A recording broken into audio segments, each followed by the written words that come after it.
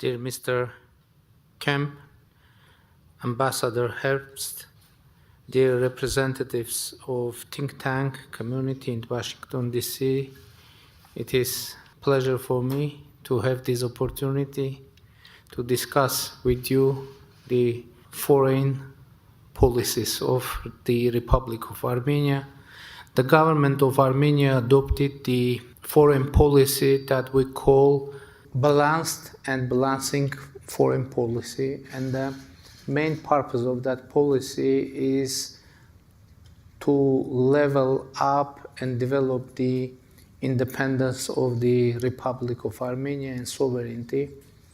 When we were thinking what is the formula of developing and elevating the level of independence, we came to a conclusion that it means to replace dependence from the few into the dependence from many.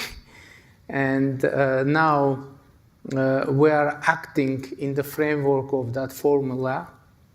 Of course, first of all, we are concentrating on our regional affairs, first of all, because how we will be independent, secure, how reliable will be the system of our security, it mainly depends what kind of relations will we have in our region. Now you know that out of 4 borders of our country are totally closed.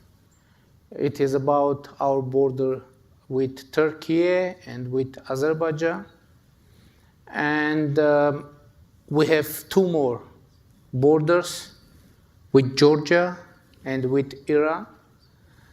And of course, those 2 borders are very important for us, and we are cooperating. We have deep relations with our neighbors, Georgia and Iran, but we want to open a new era in our relations with Turkey and Azerbaijan. Now and during last years, we made huge progress in the peace process with Azerbaijan. To make for you that progress tangible, I would say that you know that we are discussing the draft of peace agreement with Azerbaijan, and now 15 articles of that draft out of 17 is totally agreed, and 2 articles left to be finally agreed, and we hope to finalize this process as soon as possible.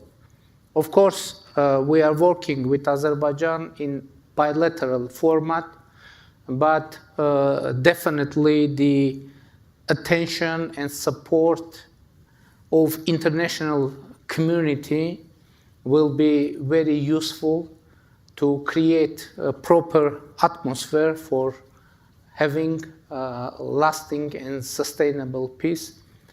We have quite active dialogue with Turkey as well. In recent years, I had several meetings with the Turkish president. I participated in the inauguration of President of Turkey last year. Recently, we had a meeting in New York on the margins of the General Assembly of UN.